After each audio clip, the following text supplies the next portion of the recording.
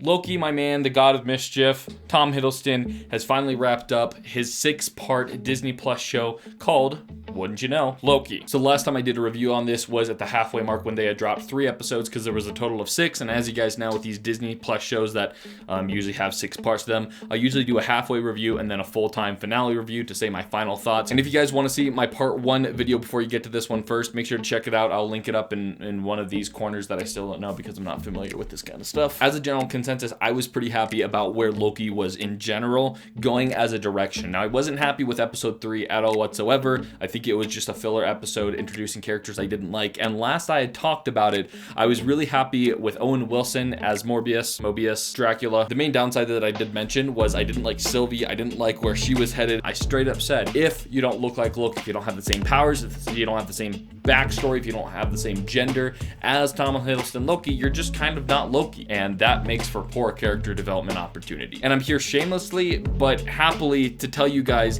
as honestly as possible that I 100% ate my words on that one. Sylvie, who really did not start off as any sort of character that I liked in any way. As a matter of fact, I didn't even like the actress for it at all. I didn't like the personality they gave her. There was nothing really to grab onto that I think was likable. And I was wrong. She was amazing. I love Sylvie. By the end of the show, she was a great contribution to it. She turned out to be a solid character, and in typical MCU fashion, they turn characters even I don't like into somebody I do. There's only been a few times in the MCU that they really haven't been able to do that, i.e. all of Falcon and Winter Soldier. Now let's talk spoilers. This is a massive show. The first half to the second half is a big difference because the first half, you just start to get to know Loki, and don't get me wrong, I still adore and love it, but I am happy to say that after episode 3, it really picks up, and it does not let off at all. Episode 4 was easily my favorite in the entire series. It was full of twists, turns, actions, fun character development, and yes, they of course got Mobius back into action, which is the main thing that I was wanting because the show without Owen Wilson is just not the same. Now, I'm not really going to dive into the spoilers of what made the episode so epic, but it's not really because I want to save it for you guys. Like, if you haven't seen it, come on, go watch it. Mainly just out of laziness, because diving into to all the twists, there are so many twists in that episode, and suffice it to say, it is certainly one of my favorite out of the entire series. I'm just going to do it. I'm going to say it. Episode 4, I'm going to give a straight 10 out of 10. I see no faults with it, and it brought back everything that was great about the original 2 episodes. Episode 5 was also really good. Now, Mobius and Sylvie did kind of take a backseat in this episode until the very end of it, mainly focused on our Tom Hiddleston Loki, and I have no problem with that because they've really developed him to be a fantastic character. Matter of fact, this is the time that we are introduced to a lot of other Lokis, namely Kid Loki, then the older classic Loki, and Alligator Loki. I gotta say, Alligator Loki may be the best thing to happen to this entire show. Absolutely fantastic. I'm not normally a fan of like gimmicky characters. For example, I really still don't like most of the Guardians of the Galaxy. There's just a point to which things are too weird. I think a talking raccoon is kind of that limit for me, and I kind of expected Alligator Loki to be that, and it's just not. I love Alligator Loki. I just loved the moments when one of the characters would crack a joke and it would go around the room showing each person like laughing. And then you get to Alligator Loki and he's sitting down at the ground just like... The plot was a little loose in this episode, I will admit. It didn't really start progressing until Mobius and Sylvie showed up, but nonetheless, it was so much fun to watch, and I'd 100% watch it again. Each Loki had their perfect shining moments, especially that classic Loki. That was pretty freaking cool. Episode 5, I'm going to give a solid 9 out of 10. So the final episode, right, because this is the thing that everybody's talking about. Well, it might have not been the most captivating out of the entire show. It was kind of a lot of dialogue, but it was very important dialogue. Now, I personally don't have an issue with 2 people or 3 people sitting down and having a conversation for 20-30 minutes, and in this case it was actually very enjoyable to watch simply because the information they're giving us is valid, and the reason that they're just giving us dialogue spewing is for reasons, because our characters need to hear what's going on. Granted, I have to be totally open at the sacrifice of my own dignity here and say that the big twist of who's behind this big TVA gig here going on was very anticlimactic for me, because I actually didn't know who it was. I didn't recognize it. I'm not hugely deep into the comics, and so frankly, when they unveiled Mr.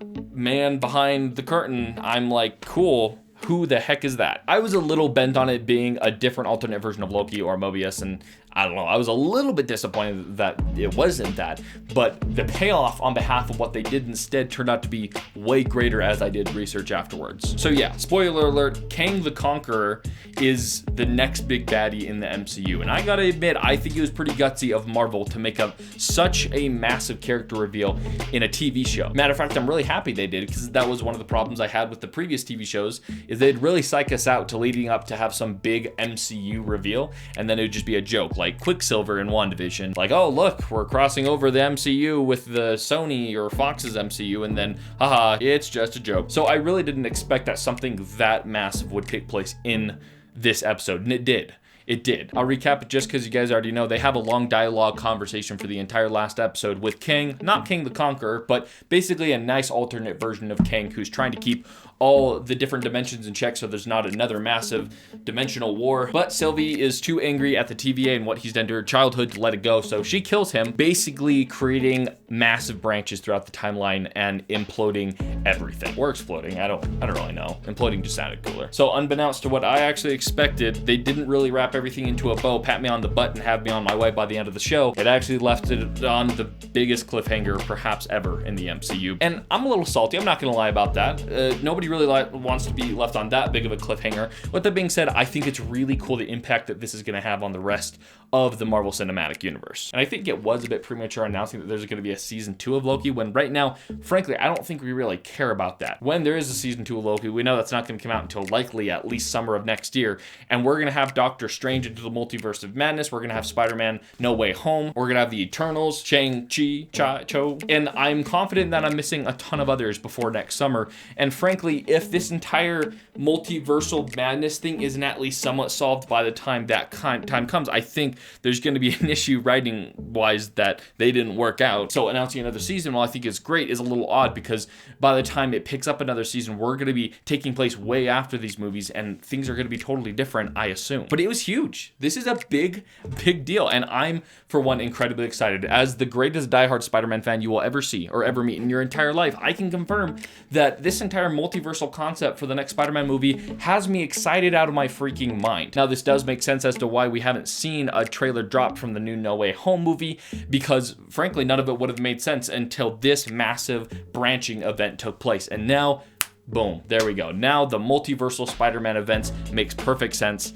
Oh, I'm just dying for that trailer to drop any day now then. Season finale, episode 6 of Loki. I'll give a solid 8 out of 10. It lost a couple points, mainly because I think the Kang performance that we got from whoever acted Kang, it was a little comical. I think it almost felt like a knockoff of the Joker, and I didn't love it. I think it just kind of killed the tone a little bit, but I'm also not that upset either, because that's not the Kang we're going to be getting at all in the MCU. We're going to be getting a very different Kang, and I'm really excited to see what the same actor is going to do with this more menacing, much more evil Kang that I'm assuming is going to threaten the whole narrative of the Avengers. Okay, but that's my thoughts overall. I'm so happy with the show. This is by far the best Disney Plus Marvel TV show that we've gotten yet. And I really liked WandaVision. That is it for now though. We're finally in movie dropping season, and we're finally getting movies in theaters. Because of that, I have a lot of reviews I want to make. So thank you guys so much for subscribing, because I know you hit that subscribe button. I don't even need to ask. I know you did. I know you did that. Everyone who watches my videos subscribes. Yeah. All right, guys, that's it for today, and I'll see you soon. Later, guys.